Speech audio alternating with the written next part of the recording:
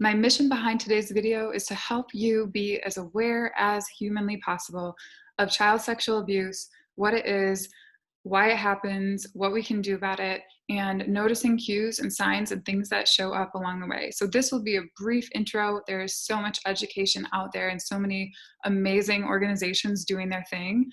I'm really, really excited that this is more in the news and more coming to the surface because it's something that has been so personally important to me and I talk about so often in real life, but just didn't feel ready with rawness of my own life the past couple of years.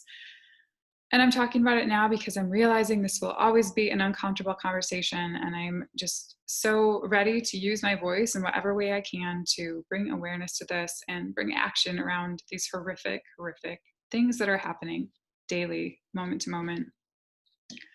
So often we like to think of things like child sexual abuse as these awful other people that are doing terrible, sick things. And by doing that, we really limit ourselves to seeing the people that are directly around us, even in our own family systems, on our block, in our neighborhood, in our schools. We miss seeing so many people that are out there doing this because we have this vision of this bad other type of person that is doing this. And that just isn't the case. Kids are abused. 1 in 3 girls by their 18th birthday will be sexually abused. And 1 in 5 boys by their 18th birthday will be sexually abused. 90% of these children know their perpetrators. So this means that these are people that children are knowing and liking and trusting, and they're in that close inner circle. Educators, teachers, parents of friends, even kids that are older than them, older siblings or other friends might try to play games that they've seen or experienced with adults. So many things that we aren't aware of that are right in front of us. So if we can have awareness and read between the lines and read subtle cues, because these people are grooming children and grooming parents of children to have time with them. So being aware of how prevalent this is, so many children every single day. No demographic is eliminated. It doesn't matter how educated you are. It doesn't matter how much money you have. It doesn't matter what neighborhood you live in. It can happen anywhere, even a house that looks like a totally typical all-American family, and these horrific things are happening. Things like COVID with stay-at-home orders and more staying in their stressful environments, their home environments, has increased the abuse and the reports incredibly exponential amounts. 34% of these related reports, the abuse was happening by perpetrators in the family. So if you can think about all of the times this is happening and not being reported, it is so prevalent out there. There's so much of this happening. Parents are trafficking their own children. So if you think about all of the stress right now with the pandemic and being home and work and finances, the outcome of stress is that we have more impulsive, erratic, reactive behavior. And this is exactly the type of behavior that is increased tenfold or 100-fold during these times because it is such a coping mechanism, a terribly maladaptive coping mechanism for these people. And it's prepubescent children that are most at risk. So if you think about this as prepubescent children that are incredibly vulnerable, the most vulnerable aspect of our population is our children because they really don't have a voice and they're trying to make sense of everything. So if they are getting something modeled to them, or if an adult is sharing something with them, their tendency is to trust. So what can we do about this? Organizations are doing amazing things. And if you can support organizations or start the fight with an organization or join their fight, it is everything when it comes to having more numbers, having more bodies, having more people that are caring about this and putting money toward it, because it really does enable them to do things like create software. So Child Rescue Coalition has created software to track perpetrators because of the people that are online, so selling video footage of these awful, horrific acts, child rape, all of these things that are happening.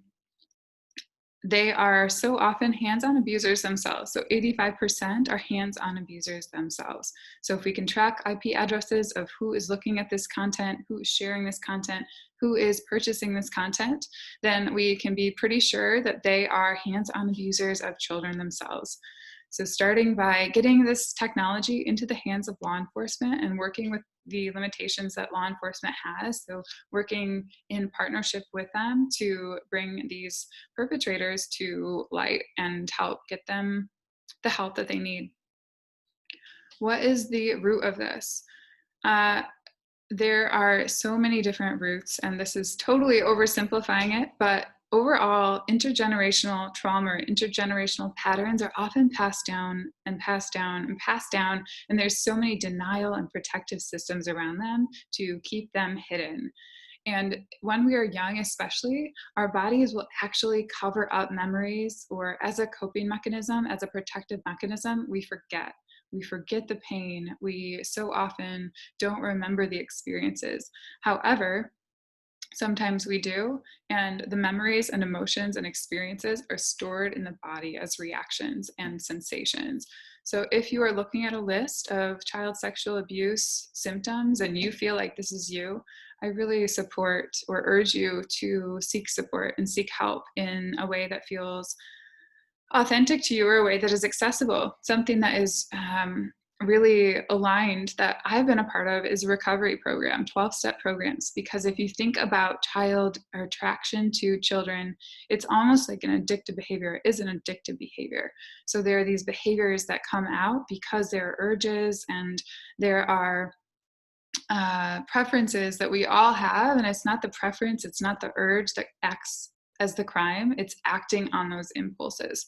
So while we may not be able to change somebody's preferences, and it's coming from this deep pain and deep dysfunction or trauma, or wherever it's coming from, we can change the capacity of this individual to act on the actual event. So instead of needing to act on impulse and reactivity and harm others in deep, profound ways, we can support them to share with a community where they feel safe enough, or a space that they're able to get help.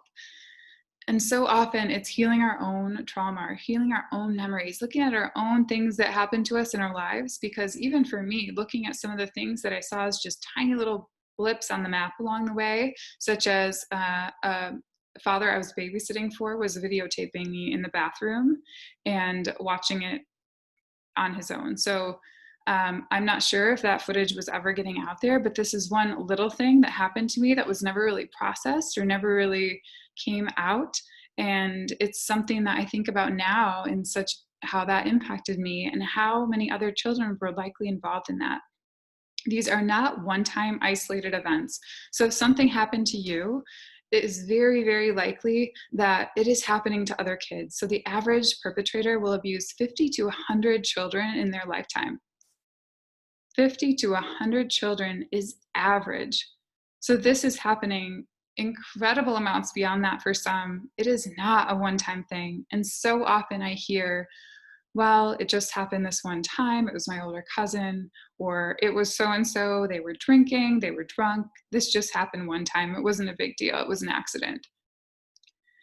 And I just want to say from the bottom of my heart that I so hope that you can find the courage to share this in a safe space, whether it's therapy, whether it's somebody that you really trust, somewhere where you won't be judged, where you won't be minimized, where you won't be invalidated. Because so often I think as survivors, we have this deep invalidation of ourselves because there are so many questions of what happened. There's so much confusion there. And it makes sense because this happened often in early childhood where everything is confusing anyway. So to help put clarity around it, to not have support to do that, it feels really, really isolating and separating and shameful. And that just isn't the case. So my hope by sharing information like this is that we feel we can connect to those painful sensations or memories that are stored in our body and our nervous system, and not judging ourselves or minimizing. Because if you feel the gut sense that it did happen, it is so worth exploring, and in a safe space, working through that with a therapist, with somebody trained in trauma-informed work, somebody that will hear you and not minimize you and dust it under the rug for the next generation. In recovery in 12 steps, we talk about how dysfunction is perpetuated by don't talk, don't trust, don't feel systems. So there are barriers, there are protection systems, there are limitations that, or actual kind of dysfunctional patterns that pass through. So the goal of this is to talk and to trust and to feel. And as child sexual abuse survivors, it is so incredibly vulnerable and so incredibly again, confusing and isolating, and you're not sure why these behaviors keep popping up. As much cognitive or intellectual understanding as we may try to do, or as much as we may try to say, you know what, that didn't impact me, I'm not going to let that impact my life, that just isn't the case. It's stored in our body, and until we can receive the help that we need, it's really tough to work through that in a deep, profound way. It's all about diminishing these layers of protection and denial in a way that we can prevent this from happening to so many other kids and stopping it at this generation. What to do beyond this? With kids, it's, I think, the first basic steps, and again, this video is really an intro, a super basic intro to this, to spread awareness and to start your own process of thinking. But it's about screening childcare providers. So this isn't just looking up a registry, because so many child perpetrators are not on that registry. So there may be people in your neighborhood that haven't qualified as severe enough to join that registry and to be on it. And so often there are limitations to it that we may not know. So screening childcare providers, meaning getting references that can be trusted, double checking them, triple checking them, going through sites that are securely doing this themselves, and really being aware. And there are other resources that I will put below. And I would love your comments on this with other resources that you found helpful for you. So if you have any other links or websites that have been helpful for your own prevention and your own learning, please comment with them and share them. That would be so helpful. I would love to see what has been helpful for you. Talking to children, there are a lot of great resources out there. Some of my favorites are consent parenting, sex positive parenting, to really learn, understand the body and how to talk about it with kids from a young age, because we need to talk about it young, because this stuff is happening young. And bringing awareness around all the places that we have shame around these body-based words. And I still absolutely am working through this myself when I see certain posts come up. So, definitely still work to do there. NetSmarts and Love 146 are all age-appropriate videos and activities to help teach children and teens to be safer online. So much of this starts online through apps like Snapchat, apps like online video gaming. So many perpetrators are out there targeting children and really ending up abusing them through apps and through online methods. There are screen time family agreements online as well. So again, I'll post links for this below. So putting together a family media agreement of how media will be used, where internet will be used, why we don't allow phones used alone in bedrooms, things like that. So it may seem like you're that hardcore weird parent, and I'd so much rather be that than have all of these things happening and us not be aware of them. There are petitions that we can sign, there are letters we can write, and I will again share those links below. And really overall, I'm hoping my message is that there are survivors all around us. And so often we don't understand what that looks like, or we have this judgment or idea of what survivors look like or what perpetrators look like. And if we can bring this to awareness, so every time something happens, another thing that happened to me personally multiple times was people exposing themselves to me as a child or upbringing in my early 20s even. So many different, again, tiny little stories I didn't really think about or didn't really truly process. And if we think about that these people are likely harming other children. So if we can be aware in the moment when that stuff is happening, so talking to adolescents about this, talking to middle school age kids, if these things happen, what do you do? how do you get support, and who do you tell, and how can we take action right away? Because in the moment, if I would have thought, you know what, I need to get myself in a safe space, get this person's license plate, and I may be able to help 50 to 100 children that this perpetrator may be abusing in their lifetime, I would have been all over that. And there are so many other instances of little weird things that happened that I brushed off as weird and didn't seem as big as my more, again, memorable or traumatic experiences.